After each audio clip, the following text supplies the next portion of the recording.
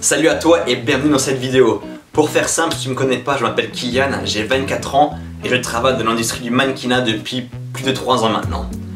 Au travers de ma carrière, on m'a demandé je ne sais pas combien de fois, justement, comment tu fais pour être mannequin, Kylian, comment tu fais avant un casting pour le réussir, comment tu constitues ton book photo, bref, et à force de répéter, j'en avais juste marre. Et aussi, j'ai toujours voulu créer une chaîne YouTube, donc je me suis dit pourquoi pas mélanger tout ça.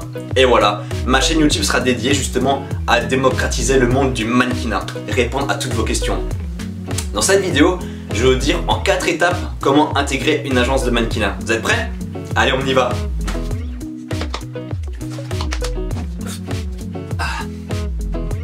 Avant de commencer, j'ai mon petit portable sur moi, mon petit document en Word qui est prêt. C'est juste que je suis quelqu'un qui est un peu tête en l'air et j'ai peur d'oublier quelque chose d'important. Donc au cas où, voilà, je l'ai, ok?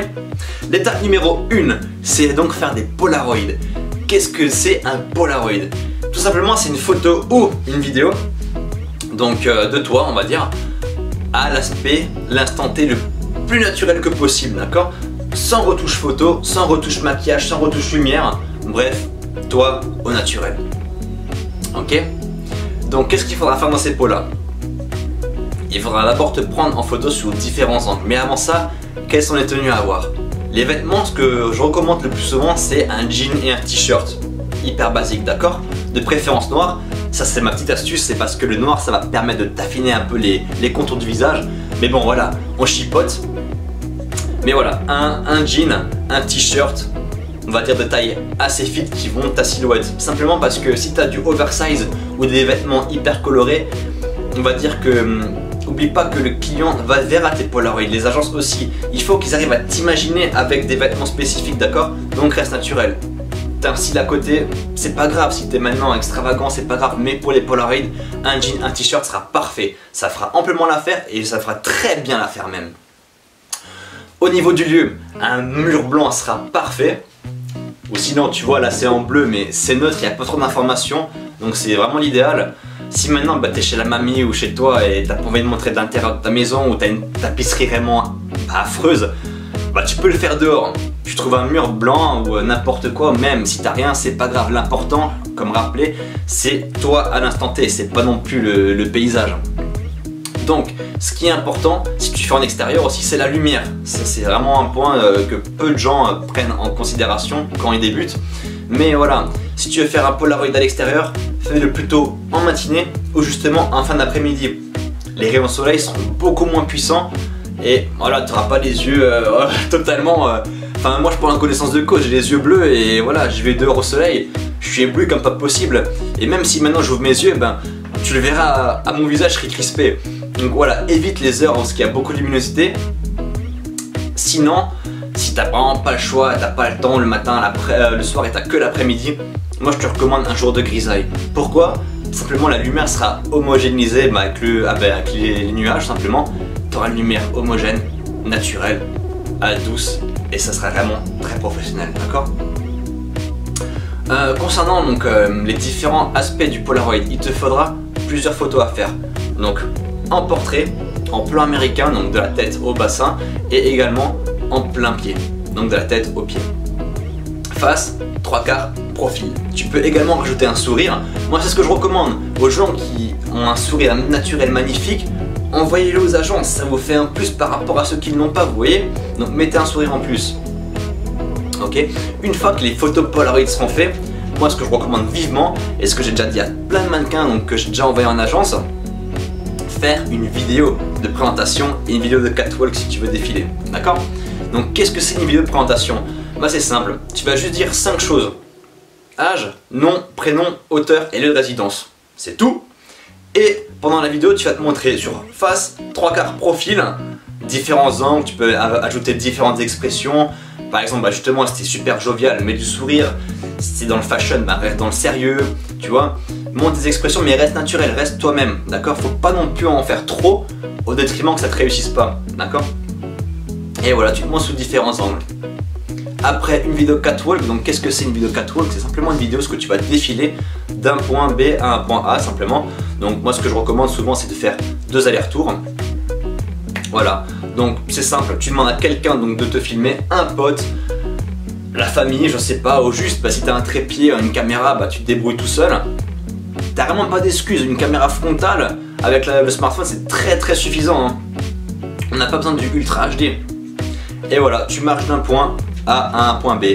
La vidéo de présentation c'est pareil, pour les photos Paula c'est pareil. Demande à un pote, à quelqu'un de ta famille qui t'est à l'aise ou sinon seul.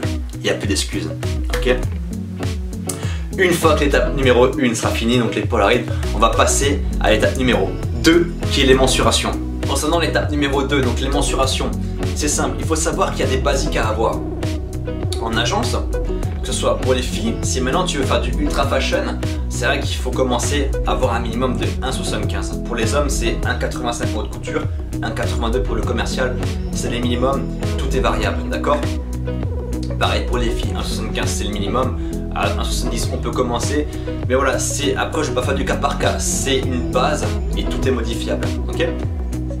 Pour les mensurations à envoyer en agence, il faut que tu te mesures donc la hauteur, que tu prennes ton dos de poitrine, la taille, les hanches et la pointure. Voilà, c'est les 5 principaux à avoir, c'est pas non plus les plus importants, mais voilà, il faut que tu les mémorises, il faut que tu les prennes récemment et les mettes à jour pour envoyer au client. Après, suivant les jobs, si tu as maintenant un défilé de mode ou si maintenant tu es mannequin cabine, donc pour une marque, c'est-à-dire que tu vas essayer les fringues avant même qu'elles soient commercialisées, tu vois, pour voir si des défauts, bah là, il faut savoir que vraiment le client et l'agence te prendront toutes les mensurations possibles.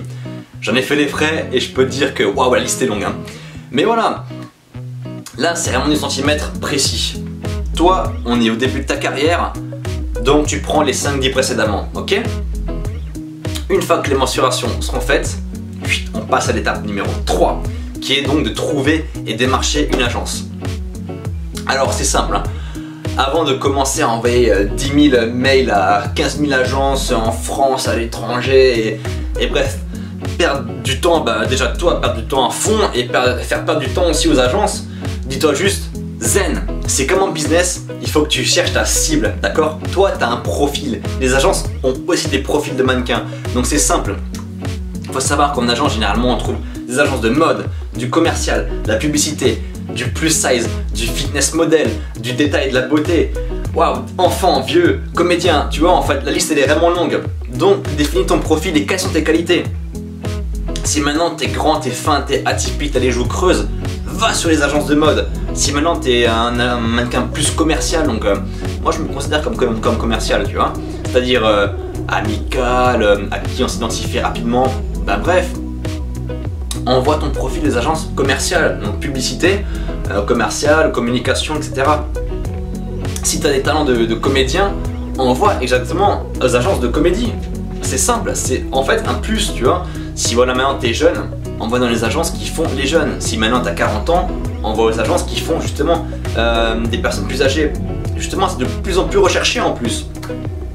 Ok, donc voilà, cible donc ta niche d'agence et postule. Donc soit tu as le choix, soit sur leur site directement dédié, tu auras une rubrique voilà, postuler, casting, etc. Et là tu feras que tu mettes quelques photos, peut-être la vidéo en plus, ton CV éventuellement, ça c'est vraiment pour les comédiens, et les mensurations, ok? Ou sinon, avec les réseaux sociaux, Instagram c'est super facile d'envoyer franchement un message à une directrice d'agence, à un booker, donc vraiment t'as pas d'excuses, le choix est vraiment large. Ou par mail directement, t'as le choix. Bref, une fois que tu auras donc fait le choix de tes agences, que tu auras envoyé grâce à moi donc ton matériel complet, tes mensurations, tes photos, ta motivation aux agences, il te reste plus qu'à attendre l'étape numéro 4, avoir un rendez-vous et convenir à un rendez-vous, ok? Tu verras que si ton profil convient à une agence, cette dernière te répondra généralement sous une semaine ouvrée. C'est assez rapide. Si t'as pas de retour, ou justement t'as un retour négatif de 1, estime-toi heureux que t'as un retour, et de 2, c'est pas grave. Comme dit précédemment, chaque profil est différent, ok? C'est pas parce que t'es moche, pas parce que t'es laid, et je parle en connaissance de cause, hein. Au début quand je prenais un refus directement en pleine tronche, je me disais, merde, est-ce que c'est moi? Qu'est-ce qui cloche? C'est mes photos, c'est mon apparence, qu'est-ce qu'il y a? Les mensurations, tu vois? Et après tu te poses 10 000 questions et ça sert à rien. Comme dit précédemment, une question de client par rapport à l'agence, d'accord? Ensuite, pour aller donc à ton rendez-vous, ce que je te conseille c'est vas-y hyper zen. T'as décroché un rendez-vous, donc déjà c'est que l'agence est intéressée par toi. Donc quand te mettre de la pression, pas besoin de te répéter, un speech, vas-y, cool, zen. Au niveau des fringues, moi je te conseille d'y aller comme sur les Polaroid, tu vois. Tu peux avoir ton style, mais mon conseil c'est de venir en jean, t-shirt, bref, à l'aise. Au cas où si tu fais nouveau des polas et une vidéo au sein de l'agence avec le photographe ou un booker. Si maintenant tu as des vêtements trop colorés, etc. ou trop amples, bah tu pourras pas faire le nécessaire et tu verras que même l'agence te dira de repasser une prochaine fois avec un jean ou un t-shirt, tu vois. Donc autant prendre de l'avance, viens habiller professionnellement. Voilà, au cas où tu fais les polas, tu peux les refaire à 100% hyper nickel. Ce qui est important aussi lors de ce rendez-vous, c'est vraiment t'ouvrir aux gens, tu vois. Si il faut que tu parles au booker, au directeur, à la directrice, aux mannequins s'ils sont présents, tu vois, en fait je pense qu'il faut vraiment que tu t'ouvres le maximum aux gens pour qu'ils puissent également s'ouvrir à toi. Voilà, c'est apprendre à les connaître pour qu'ils puissent te connaître toi, tu vois. C'est simple, moi je pars du principe que si les gens ne te connaissent pas, comment veux-tu travailler avec eux? Tu vois, ça part d'une relation comme ça, soit professionnelle, soit sociable. Voilà. Également, mets au clair tes attentes. Par exemple, juste pour les disponibilités. Est-ce que tu as un autre job à côté? Est-ce que tu es libre juste en semaine, juste en week-end, juste pendant les grandes vacances? Est-ce que tu es libre pas tout le temps justement? Voilà, mets ça au clair.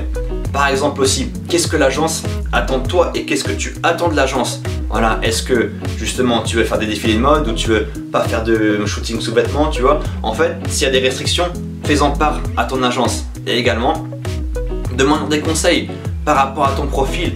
Qu'est-ce que tu pourrais faire pour améliorer, tu vois? Moi, ce que je fais quand je vais dans une agence, quand j'ai rendez-vous avec un booker, bah c'est simple, je lui montre mes photos, je lui fais ok, ça j'ai fait il y a un an, ça j'ai fait très récemment.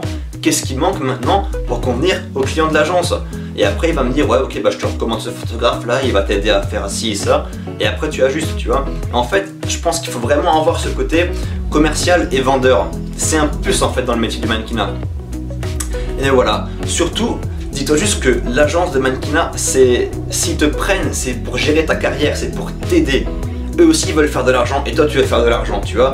Donc soyez pros ensemble, parlez de tout et de rien. Faut être ouvert absolument. Voilà.